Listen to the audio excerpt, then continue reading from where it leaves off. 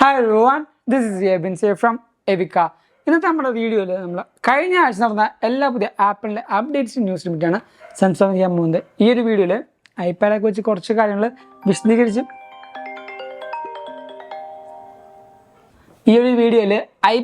കുറച്ചധികം വിശദീകരിച്ച് പറയാമെന്ന് വിചാരിച്ചു. സോ ഈ ഒരു വീഡിയോ തുടങ്ങുന്ന തൊട്ട് മുമ്പായിട്ട് ഞാൻ നിങ്ങളെ എല്ലാവരും നമ്മുടെ സ്വന്തം ആപ്പിൾ ടെലിഗ്രാം കമ്മ്യൂണിറ്റിയിലേക്ക് ഇൻവൈറ്റ് ചെയ്യണം. അവിടെ ജോയിൻ ചെയ്യണമെങ്കിൽ ആപ്പിൾ ഇടുന്ന ഓരോ പുതിയ കാര്യങ്ങൾ നിങ്ങൾക്കറിയാൻ പറ്റും. സോ അവിടെ ജോയിൻ ചെയ്യാൻ ലിങ്ക് ഞാൻ നമ്മുടെ ഡിസ്ക്രിപ്ഷൻ ബോക്സ് കൊടുത്തേക്കാം, അല്ലെങ്കിൽ ഈ കാണുന്ന QR കോഡ് ജസ്റ്റ് സ്കാൻ ചെയ്താൽ മതി. ഇപ്പോൾ തന്നെ നിങ്ങൾക്ക് ആപ്പിൾ ടെലിഗ്രാം മെമ്പറായിട്ടും മാറാൻ പറ്റും.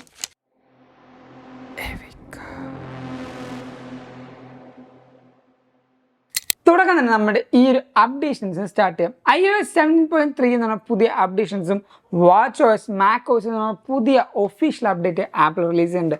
ഈ ഒരു അപ്ഡേഷനിൽ ആപ്പിൾ ഏറ്റവും കൂടുതൽ ഫോക്കസ് ചെയ്യുന്നത് iOS 7.3 ഒരു പെർട്ടിക്കുലർ അപ്ഡേഷനിലാണ്. അതാണ് സ്റ്റോളൻ ഡിവൈസ് പ്രൊട്ടക്ഷൻ എന്ന് പറയുന്നത്. ഈ ഒരു ഡിവൈസിൻ്റെ അല്ലെങ്കിൽ ഈ ഒരു അപ്ഡേഷൻ്റെ ഏറ്റവും സിമ്പിളായിട്ട് പറയുകയാണെങ്കിൽ, നിങ്ങളുടെ ഫോൺ ഒരാളെ അടുത്തുകൊണ്ട് പോയി മത്തിക്കൊണ്ടും പോകുന്ന കരുതുക, അയാൾക്ക് നിങ്ങളുടെ പാസ്വേഡ് അറിയാം കഷ്ടകാലത്തിന്. പക്ഷേ നിങ്ങളുടെ പാസ്വേഡ് ഉണ്ടെങ്കിൽ പോലും ഫേസ് ഒത്തൻറ്റിക്കേഷനോ അല്ലെങ്കിൽ നമ്മുടെ നമ്പർ ലോക്കോ ഇല്ലാതെ വേറെ ഒരു കാര്യവും പിന്നീട് നടക്കില്ല. പിന്നീട് എന്ന് പറഞ്ഞാൽ നിങ്ങൾക്ക് സെൻസിറ്റീവ് ഡാറ്റ മാറ്റണമെങ്കിൽ ഈ പറഞ്ഞ കാര്യങ്ങൾ നിങ്ങൾക്ക് വേണ്ടിവരും. അതോടൊപ്പം തന്നെ നമ്മൾ ട്രസ്റ്റ് ചെയ്ത ലൊക്കേഷനിൽ മാത്രമായിരിക്കും ഈ ഒരു കാര്യങ്ങൾ ആക്സസ് ചെയ്യാൻ പറ്റുക. അങ്ങനെ കുറേയധികം ഇമ്പോർട്ടൻ്റ് ആയ സെക്യൂരിറ്റി അപ്ഡേറ്റ് ആപ്പിൾ കൊണ്ടുവന്നുണ്ട്. അതിന് വലിയ ഹാറ്റ്സ് ഓഫ് ആണ് ആപ്പിളിന് കൊണ്ടുവരുന്നത്. അതിൻ്റെ ഡീറ്റെയിൽ വീഡിയോ നമ്മുടെ ചാനൽ ചെയ്തിട്ടുണ്ട്. വീഡിയോ ലിങ്ക് ഞാൻ നമ്മുടെ ഡിസ്ക്രിപ്ഷൻ ബോക്സിൽ കൊടുത്തിട്ടുണ്ട്. എന്തായാലും കാണുക, നിങ്ങൾക്ക് ഫുള്ളായിട്ട് ആ ഒരു കാര്യം മനസ്സിലാവും. അതേപോലെ ബേറ്റ ടെസ്റ്റ് റൺ ചെയ്യുന്ന ആൾക്കാർക്കും iOS 17.4 എന്ന് പറഞ്ഞാൽ പുതിയ ബേറ്റ വന്നിട്ടുണ്ട്. iOS 7.4 നോക്കുമ്പോൾ 30 പുതിയ ഇമോജീസ് നമുക്ക് ലഭിക്കുന്നുണ്ട്. മാർച്ചൊക്കെ ആകുമ്പോഴത്തേക്കും നമുക്ക് ഈ പറഞ്ഞ 7.4 നമുക്ക് ലഭിക്കാൻ പോകുന്നത്.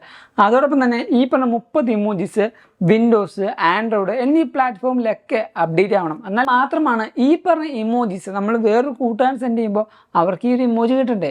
ആ ഒരു കാര്യത്തിന് വേണ്ടിയാണ് ഈ ഒരു 1 month ഗ്യാപ്പ് നമുക്ക് വന്നിരിക്കുന്നത്. അല്ലെങ്കിൽ ബേറ്റ 2ലും 3യിലൊക്കെ വരുന്ന കാര്യങ്ങൾ ഫടാഫട്ടായിട്ട് നടന്നിട്ട് നമ്മുടെ 17.4 നമുക്ക് ലഭിക്കുന്നതാണ്. പക്ഷേ അതിൻ്റെ പുറകിൽ കുറച്ച് കാലം നടക്കുന്നതുകൊണ്ടാണ് ആ ഒരു വലിയ മാസത്തിൻ്റെ ഒരു ഗ്യാപ്പ്, ഫെബ്രുവരി എന്ന് പറഞ്ഞ വലിയ മാസത്തിൻ്റെ ഗ്യാപ്പ് നമുക്ക് വരുന്നത്. അതോടൊപ്പം തന്നെ അടുത്തൊരു ന്യൂസ് എന്ന് പറയുന്നത് വിഷൻ പ്രോൻ്റെ ഒരു ന്യൂസാണ്. വിഷൻ പ്രോ എന്ന് പറഞ്ഞാൽ ടോപ്പ് നോച്ച് ആയിട്ടുള്ളൊരു VR ഹെഡ്സെറ്റ് തന്നെയാണ്. വേറൊരു കോമ്പറ്റീറ്റർ ഇപ്പം ഈ പറഞ്ഞ വിഷൻ പ്രോവിനെതിരെ ഇല്ല. മെറ്റയൊക്കെ ഉണ്ടാവാം, പക്ഷേ VR ഹെഡ്സെറ്റിൽ നമുക്ക് വേറൊരു ലീഗ് കാണാൻ പറ്റുന്നത് ഈ പറഞ്ഞ ആപ്പിൾ വിഷൻ പ്രോവിൻ്റെ മാത്രമാണ്. കാരണം കുറേ അധികമായിട്ട് ഡൗൺ സൈഡ് പറയും, വെയിറ്റ് കൂടുതലാണ്, $3500. പക്ഷേ ആ ഒരു ഡിവൈസ് യൂസ് ചെയ്താൽ കിട്ടുന്ന യൂസർ എക്സ്പീരിയൻസ് ഇല്ലേ എൻ്റെ മച്ചാ, വേറൊരു എക്സ്പീരിയൻസ് നമുക്ക് ആ ഒരു ഡിവൈസ് ലഭിക്കുന്ന നമുക്കത് കാണുമ്പോൾ തന്നെ മനസ്സിലാവും. അപ്പോൾ അത് എക്സ്പീരിയൻസ് ചെയ്യുന്ന ആളുടെ ആ ഒരു ഫീഡ്ബാക്ക് നമുക്ക് പറഞ്ഞറിയാം, അല്ലെങ്കിൽ നമുക്കത് അയാളുടെ വായന തന്നെ കേൾക്കണം അത് ഇത്രമാത്രം എക്സ്പീരിയൻസ് നമുക്ക് ലഭിച്ചിട്ടുണ്ടെന്ന്. അതുകൊണ്ട് തന്നെ ഈ പറഞ്ഞ ഫെബ്രുവരി 2-ാം തീയതി നമ്മുടെ വിഷൻ പ്രോ അമേരിക്കയിൽ മാത്രമായിട്ട് ലഭിക്കുന്നുണ്ട്. അമേരിക്കയിൽ ഏതെങ്കിലും കൂട്ടുകാരൊക്കെ ഉണ്ടെങ്കിൽ നിങ്ങൾ അവിടെ പോയി നോക്കാൻ പറയുക, അത് ജസ്റ്റ് ഒന്ന് ട്രയൽ ചെയ്ത് നോക്കാൻ പറയുക, അതിൻ്റെ എക്സ്പീരിയൻസ് ഒക്കെ ജസ്റ്റ് ഒന്ന് ഷെയർ ചെയ്യാൻ പറയുക. എന്തായാലും നല്ലൊരു എക്സ്പീരിയൻസ് തന്നെ ഈ പറഞ്ഞ വിഷൻ പ്രോയിന്ന് അതിൻ്റെ യൂസേഴ്സിന് ലഭിക്കുന്നതായിരിക്കും. അടുത്തത് ഒരു സങ്കടപ്പെടുത്തുന്ന ന്യൂസാണ്. iOS 7.4ൻ്റെ കാര്യങ്ങൾ ഞാൻ പറഞ്ഞായിരുന്നു. അതിൽ ഒരു പുതിയ ഓപ്ഷൻസും ആപ്പിൾ ഇൻട്രൊഡ്യൂസ് ചെയ്യുന്നുണ്ട്. ഓൺലി ഇൻ EU, അതായത് യൂറോപ്യൻ യൂണിയനിൽ മാത്രം. യൂറോപ്യൻ യൂണിയൻ കുറേ കാര്യങ്ങൾക്ക് ആപ്പിളിനെ കടുംപിടുത്തം കാണിച്ചുകൊണ്ട് നല്ല കുറച്ച് കാര്യങ്ങൾ കൊണ്ടുവന്നുണ്ട്. പക്ഷേ ഇപ്പോൾ വരുന്ന കാര്യം സൈഡ് ലോഡിങ് എന്ന് പറയുന്ന കാര്യമാണ്. അത് ആക്ച്വലി എന്നെ സംബന്ധിച്ച് ഒട്ടും ഡൈജസ്റ്റ് ആവാത്ത കാര്യമാണ്. കാരണം അതിന് നല്ലൊരു വശമുണ്ട്, ഇല്ല എന്നല്ല ഞാൻ പറഞ്ഞത്. നമുക്ക് കുറേ ആപ്ലിക്കേഷൻസ് ഒക്കെ ഡൗൺലോഡ് ചെയ്യാം, വേറെ തേർഡ് പാർട്ടിനൊക്കെ നമുക്ക് ഈ പറഞ്ഞ പേയ്മെൻറ്റ് യൂസ് ചെയ്യാം. അങ്ങനെ കുറേ കാര്യങ്ങൾ നമ്മുടെ ഈ പറഞ്ഞ സൈഡ് ലോഡിങ് ഉണ്ട്. അതാണ് നമ്മുടെ പ്രൈവസി ബ്രീച്ചിങ്, അതേപോലെ നമ്മുടെ കുറേ ഡോക്യുമെൻറ്റ്സ്, ഡാറ്റാസ് എന്നീ പറഞ്ഞ കാര്യങ്ങളൊക്കെ ബ്രീച്ച് ആവാനുള്ള ചാൻസ് കൂടുതൽ സെൻസിറ്റീവ് ആവും. അതുകൊണ്ട് തന്നെ ഈ പറഞ്ഞ 7.4 വരുമ്പോഴത്തേക്കും ആപ്പിൾ കറക്റ്റായിട്ട് നോട്ട് തരുന്നുണ്ട്. ഈ പറഞ്ഞ എന്തെങ്കിലും പ്രൈവസി പ്രോബ്ലം വരികയാണെങ്കിൽ അത് ആപ്പിളിൻ്റെ ഭാഗത്തുനിന്ന് ഒരു റെസ്പോൺസിബിലിറ്റി ഉണ്ടാവില്ല എന്ന് തന്നെ. അതുകൊണ്ട് തന്നെ ഐഫോണിൽ നമ്മൾ സൈഡ് ലോഡിങ് കൊണ്ടുവരികയാണെങ്കിൽ കുറച്ചധികം പ്രശ്നങ്ങളും അതേപോലെ നല്ല ഭാഗങ്ങളും ഉണ്ടാവും. ഇനി അടുത്ത കാര്യം എന്ന് പറഞ്ഞാൽ 40 കൊല്ലമായി നമ്മുടെ മാക്കിന്തോഷ് റിലീസായിട്ട്. മാക്കിന്തോഷ് എന്ന് പറഞ്ഞാൽ ആ റെവല്യൂഷണറി പ്രൊഡക്റ്റ് 40 കൊല്ലമായിട്ടും ഈ ഒരു മാർക്കറ്റ്, നമ്മുടെ ലോകത്തെ ഈ ഒരു മാർക്കറ്റ് അടക്കി ഭരിക്കുന്നുണ്ടെങ്കിൽ ആ ഒരു ഡിവൈസിൻ്റെ ക്വാളിറ്റി ആ ഒരു ഇയേഴ്സിൽ മാത്രം നിങ്ങൾക്ക് കണക്കൂടാൻ പറ്റും. നമ്മുടെ പല കമ്പനികളും വന്നു പോയാണ് ഇപ്പോഴും പല കമ്പ്യൂട്ടറും ഇറക്കുന്നത്.